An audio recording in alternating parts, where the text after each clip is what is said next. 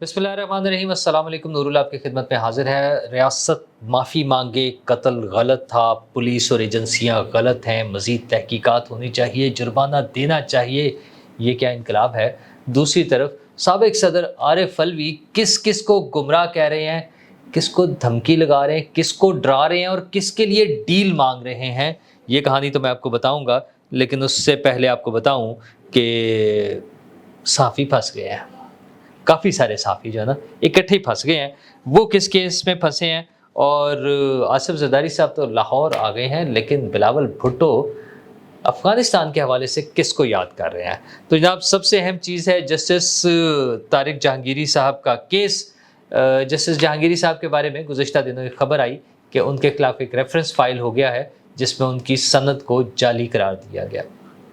अच्छा, ज़ाहिर है अब चूँकि खबर आ गई थी तो उसकी वो उस पे बातचीत तो होनी थी। जब खबर आ गई है तो वो खबरों खबरों में ही आनी थी ना, उस पर फिर डिस्कशन शुरू हो गई। बहुत से लोगों ने बात की और उन बातों पे अदालत ने नोटिस ले लिया है और लोगों को नोटिस इशू हो गए हैं, सहाफ़ियों को, काफ़ी सारे सहाफ़ियों को हुए हैं। अभी मज़ीद तफ़सीलात डिटेल तो नहीं आई पूरी नाम, जिसमें हमारे कुछ दोस्त भी शामिल हैं और उसमें गरीदा फ़ारूकी, अमार सोलंकी, हसन अय्यूब और बाकी भी लोग शामिल होंगे, जो अभी उनकी तफ़सीलात सामने आ जाएँगी। मसला ये है कि ऐसा क्यों होता है? अच्छा, हम जो तकद्दुस वाला मामला है, वो एक ख़ास लिमिट होनी भी चाहिए और उसके बाद कुछ आज़ादी भी होनी चाहिए बात करने की। अच्छा, जब किसी भी शख्स के ख़िलाफ़ यहाँ बात की जा सकती है हमारे मुल्क में, हम वज़ीर-ए-आज़म के ख़िलाफ़ कर सकते हैं, सदर के ख़िलाफ़ कर सकते हैं, आर्मी चीफ़ के ख़िलाफ़ कर सकते हैं, डीजीआईएसआई के ख़िलाफ़ कर सकते हैं। मतलब आईनी कानूनी कोई पाबंदी नहीं आती उसमें, वो सारा कुछ चलता है। हाँ, वैसे और बात है कि वो फैज़ जब बँट रहा था तो क्या-क्या हो रहा था, कोई फैज़ बाँट रहा था, तो उसका भी ज़िक्र आएगा, अभी मैं बात करूँगा। मसला ये है कि जजेस के खिलाफ अभी हमारे जो मौजूदा चीफ जस्टिस हैं सुप्रीम कोर्ट ऑफ पाकिस्तान के, उनके खिलाफ बड़ी बड़ी बातें होती हैं। अच्छा, और वो पीटीआई के चाहने वाले और पीटीआई वाले खुद वो नीचे से लेके ऊपर तक, इमरान खान साहब तक, जिसमें सहाफ़ी भी शामिल हैं और बाकी सब लोग भी शामिल हैं, वो कुछ कह जाते हैं कि कोई परेशानी कोई नहीं है, कोई उसमें ब्रदर जजेस को भी प्रॉब्लम नहीं आती, किसी का मसला नहीं आता। लेकिन वो एक एक सिर्फ़ इसका एक एंगल ये है कि एक ख़ास सोच रखने वाले जजेस के हवाले से ये केसेस बन जाते हैं। क्या कहीं कोई प्रेशर भी है?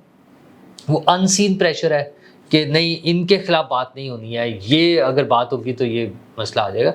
मसला ये कि अगर एक केस ऐसा आया है, हाँ, कोई उसके बाद उसको ज़ाती उससे जोड़कर और कहानी कहीं से कहीं ले जाए तो वो और बात है।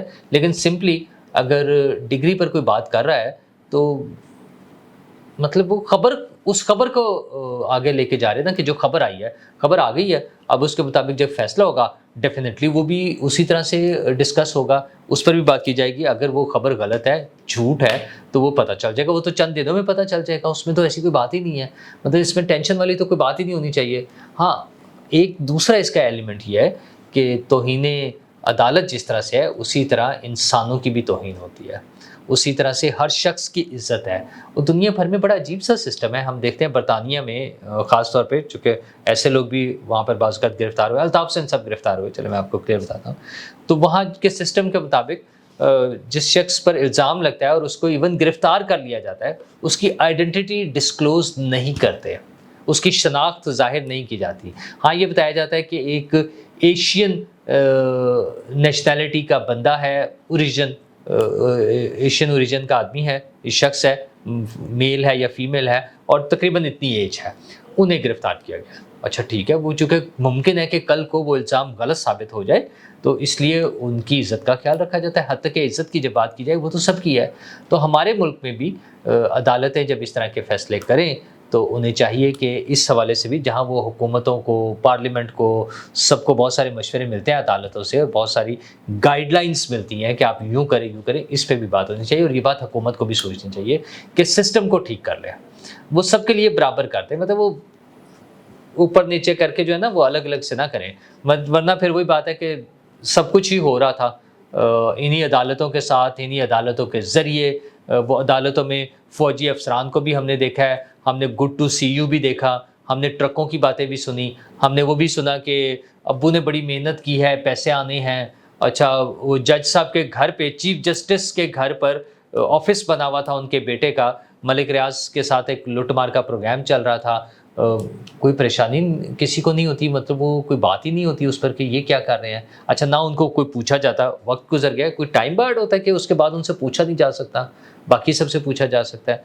तो खैर पूछने की बात आए तो सुप्रीम कोर्ट में जो भुट्टो केस का रेफरेंस था उस पर चीफ जस्टिस के भी आ गया फैसला, उनकी भी राय आ गई है, जिसके मुताबिक उन्हें मासूम करार दिया गया, मतलब उन्हें फेयर ट्रायल नहीं मिला एक शख्स को और उन्हें फांसी पे चढ़ा दिया गया। तो मतलब भुट्टो के हवाले से पीपल्स पार्टी का जो मौक़िफ़ था, जो कई दहाइयों से चला आ रहा था इस हवाले से, वो उसको अदालत ने तस्लीम कर लिया है कि भुट्टो को बेगुनाह फांसी दी गई है। अच्छा, मतलब फिर अदालत की बात आ जाएगी ना, मैं इससे लिंक कर रहा हूँ कि जब बात आती है तौहीन अदालत की, तो इतने बड़े-बड़े वाक़यात हैं और एक जज जो हैं जस्टिस नसीम हसन शाह ने तो टेलीविज़न पर बैठकर एक्सेप्ट किया ना, वो भी उस बेंच में शामिल थे कि हम पर प्रेशर था इसलिए हमने फांसी दे दी।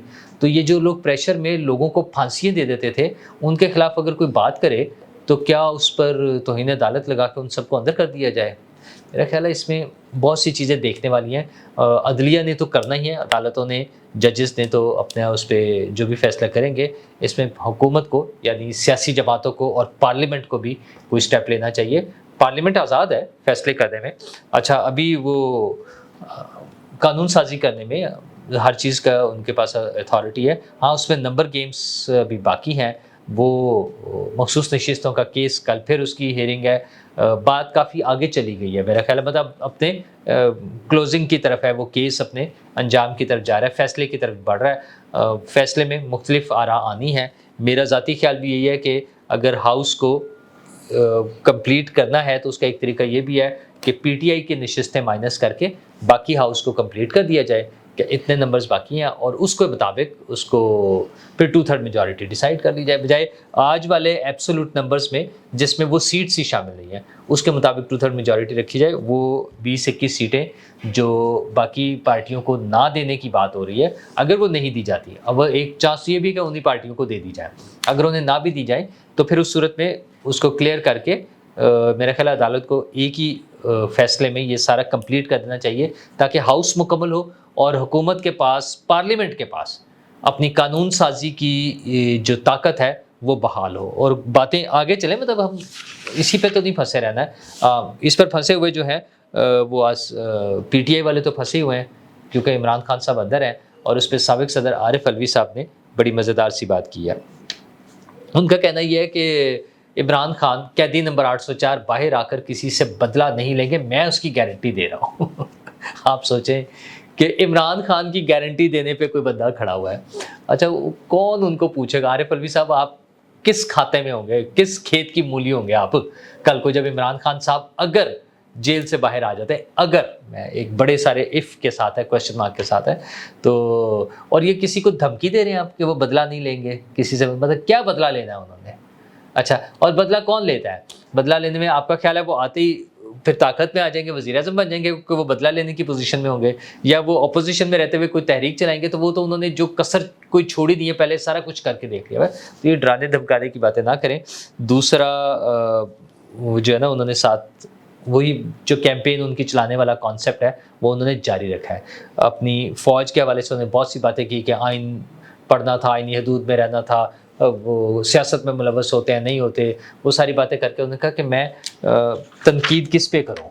मतलब वो फ़ौज के हवाले से बात कर रहे हैं ना कि इदारा भी मेरा अपना है, लोग भी मेरे अपने हैं, लेकिन साथ ही वो कहते हैं कि क़यादत गुमराह है।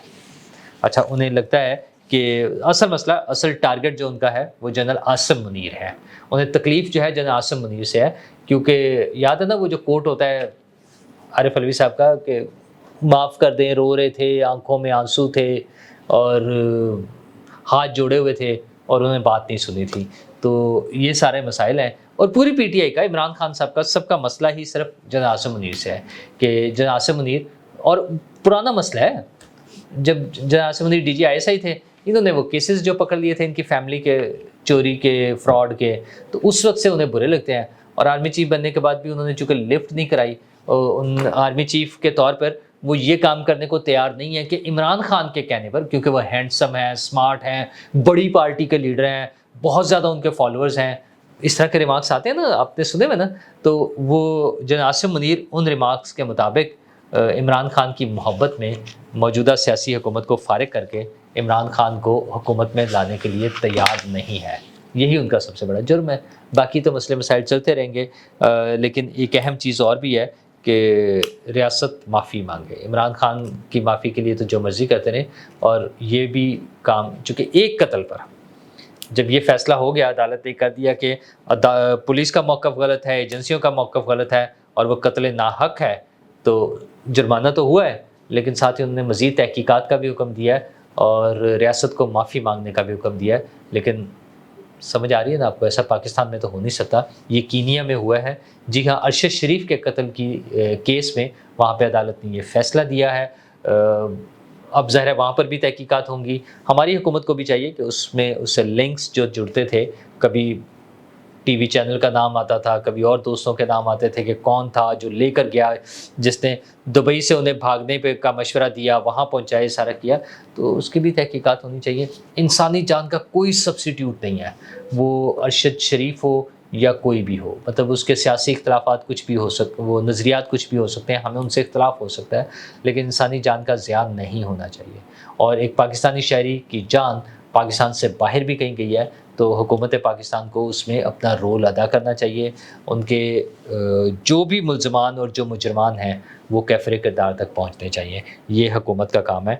और हुकूमत के काम से याद आया, बिलावल भुट्टो साहब बात कर रहे थे आज केपी में, वहाँ गवर्नर हाउस गए हुए थे, तो उन्होंने कहा अफ़गानिस्तान, इमरान खान साहब ने पिछले कहा था कि अफ़गानिस्तान को ऑन बोर्ड लिए बगैर टीटीपी को कंट्रोल नहीं किया जा सकता।